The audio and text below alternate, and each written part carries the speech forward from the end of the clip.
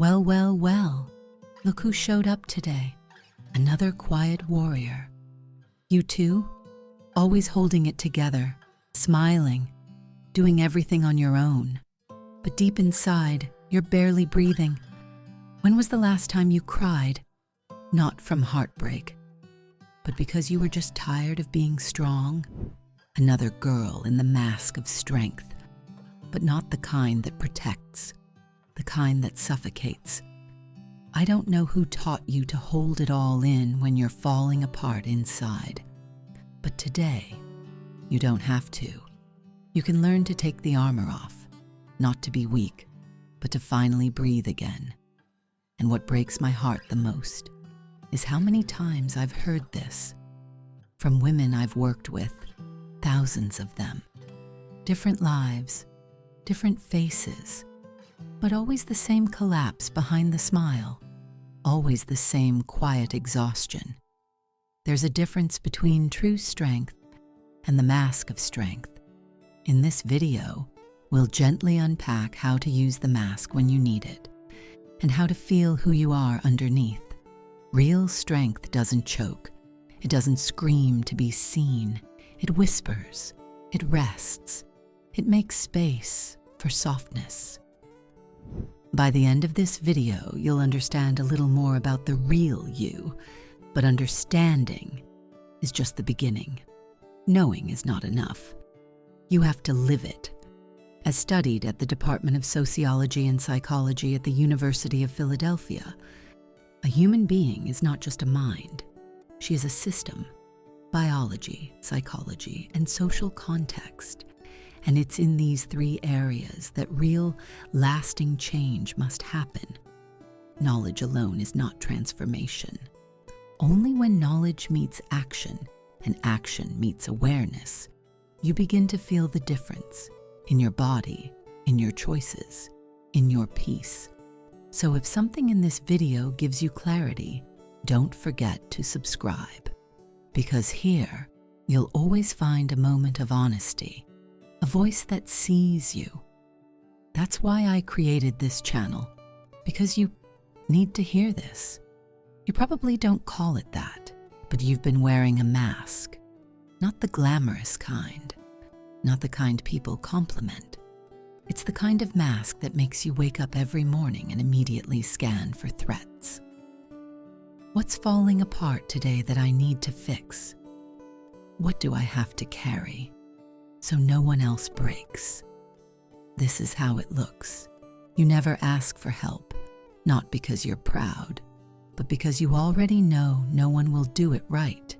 You show up even when you're exhausted because you don't want to disappoint. You're tired, but somehow you're the one people keep dumping their pain onto. They say you're independent. They admire your strength. They tell you you're such a rock, but you're not a rock. You're a woman who got tired of breaking. You keep functioning, but you stopped feeling. You laugh less. You love less. You've forgotten what softness feels like inside your own chest. And sometimes you wish someone would notice. Someone would say, "You don't have to hold it all today. I've got you." But no one says it, because they all believe the version of you they see, not the version inside that wants to collapse, just for once. Dr. Thema Bryant once said, "Strong women often break in silence, not because they want to, but because they feel they have no other choice." And she's right. That mask, the one you wear so well, it's slowly draining the life out of you. So here's your gentle mirror.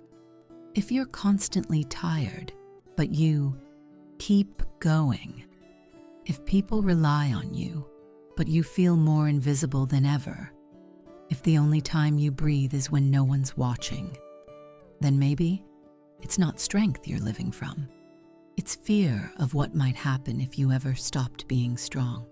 But just imagine this: waking up without dread, without that tightness in your chest, with the quiet knowing that you don't have to prove anything today. That is possible, and we're going to get there, step by step. You didn't choose to become this strong. It wasn't a plan. It wasn't ambition. It was survival. Because somewhere along the line, you learned that being soft equals being unsafe. Being vulnerable meant getting ignored, or blamed, or left alone. Maybe it started in childhood. You were the one who handled things, the one who didn't make a fuss. Maybe your mom was overwhelmed, and you knew, even at 5 years old, that if you cried, it would only make things worse. Or maybe you were the older sister, the good girl, the one who never asked for too much because someone else always needed more. You learned early, if something hurt, you hide it. If someone disappointed you, you forgive them quickly. If you wanted something too deeply, you buried it before anyone saw. You became reliable, strong, unbreakable, but not because you wanted to, because no one gave you permission to be anything else. As Esther Perel says, women don't just become strong, they are shaped into it by necessity, by trauma, by absence. And she's right. You didn't wake up one day and decide to carry the weight of 5 people. Life handed it to you, and you didn't see another option.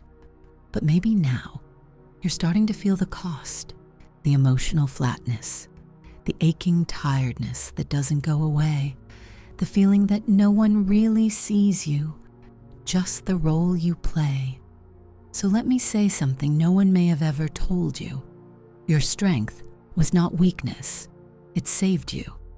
But it's also okay to stop saving everyone else. It's okay to want more than just survival. Imagine being able to walk into a room without scanning everyone's energy, without bracing for chaos, just breathing, present, whole. You don't need to destroy the strength you've built. You just need to stop letting it define you, because strength without softness isn't strength at all. It's just defense, and you deserve more than a life lived in defense mode. So today, we begin looking for something else, not toughness, but truth, not walls, but clarity. You've earned it. Let's be honest, being the strong one is lonely. No one checks on the one who always looks fine. No one thinks the rock might be cracking. And after a while, even you forget how much you're carrying. You wake up early, you do the things. You remember the birthdays, pay the bills, soothe the crises. You're the emotional anchor for everyone else. But when you need someone, suddenly it's quiet. They say they admire you, but admiration isn't connection. They love the version of you that performs, not the one that's tired, not the one that's done. Brené Brown says, when a woman says I'm fine, she's usually holding back a storm, and I've seen it too many times. Women who have it all together, except they cry in the car before walking into the house. They smile at dinner, but their bodies feel like stone. They listen to everyone else, but they haven't been truly heard in years. And you know what's even harder? You start to believe this is just what life is, that this flatness, this quiet ache, this constant giving, without being held, is just how adulthood feels. But that's a lie. Real adulthood isn't martyrdom. It isn't being the last one standing. It's being real and seen and supported.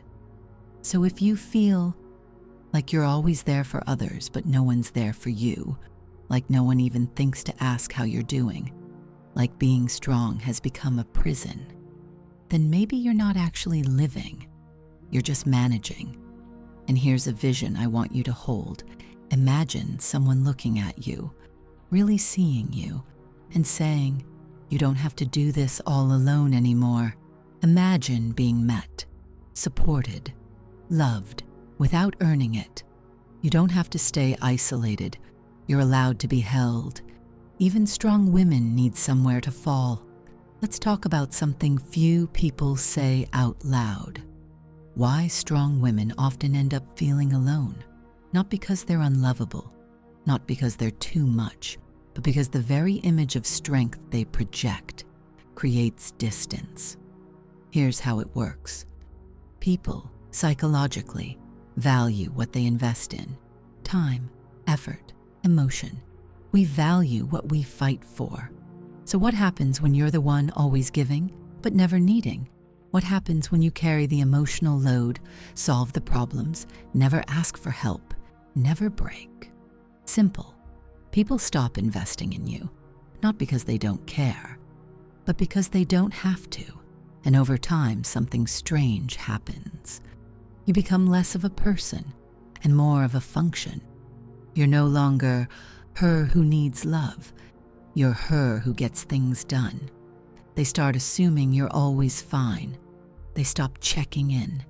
They vent to you, but don't ask about your day. They praise you, but never offer to carry part of the weight. Why? Because your mask says, "I'm good, I got this, I don't need anything." And people believe it.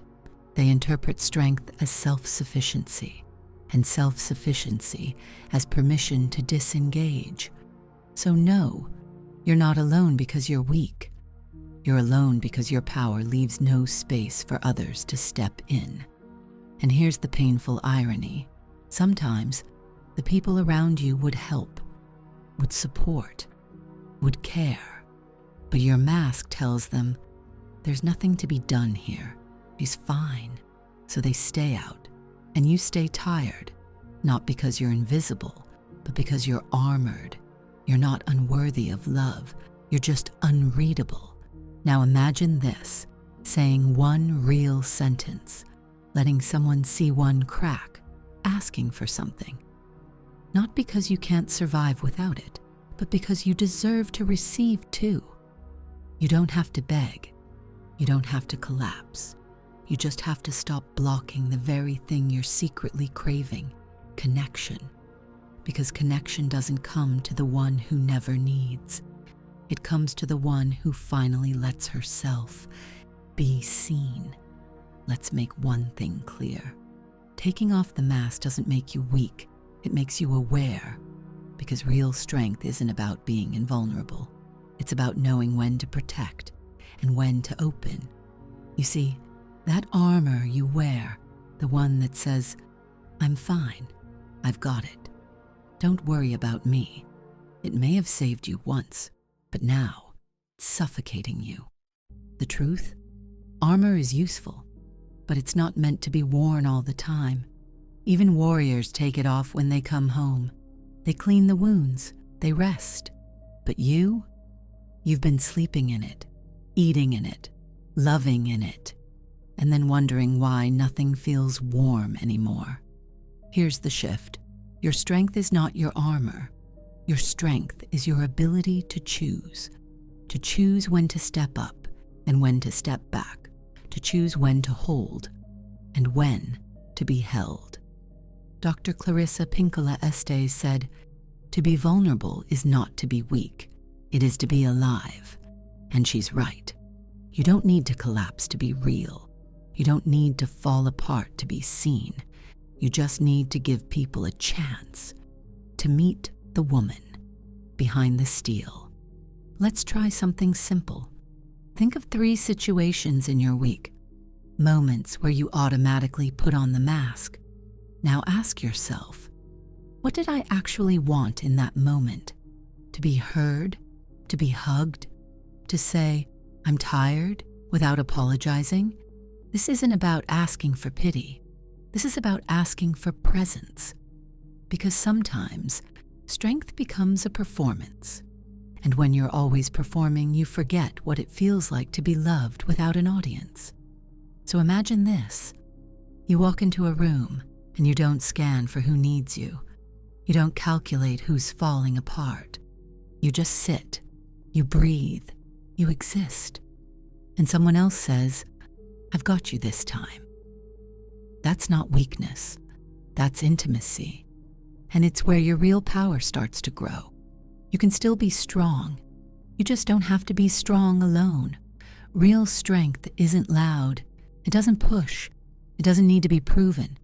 Real strength is quiet, grounded, centered. It doesn't react, it responds. It comes from a place of knowing, not fear. There was a time when your strength was all reaction. You had to survive. You had to push through. You had to keep it together because there was no one else to catch you. But now, you're allowed to evolve. Because being truly strong means you choose. You choose when to act and when to wait. You choose when to help and when to rest. You choose not out of fear, but out of alignment. And that's the difference. One kind of strength says, I'll never break. The other kind says, I know how to rebuild. One fights everything. The other filters what's worth fighting for. A strong woman is not the one who never cries. It's the one who knows when to stop pretending. So let me offer you something small, but powerful. Start a journal of strength. Every evening, ask yourself 3 questions. Where today did I act on autopilot just to survive? What did I actually feel in that moment beneath the reaction? And how would I like to respond next time if I was in full contact with myself? This is what real power looks like. Not control, not perfection, but presence. You don't need to be hard to be respected. You don't need to be cold to be safe. You don't need to be busy to be worthy. You can slow down. You can breathe. You can make choices that feel good to your nervous system. And here's the dream I want you to hold. You wake up. You stretch. You feel light, not because everything is perfect, but because you are no longer fighting yourself. That is power.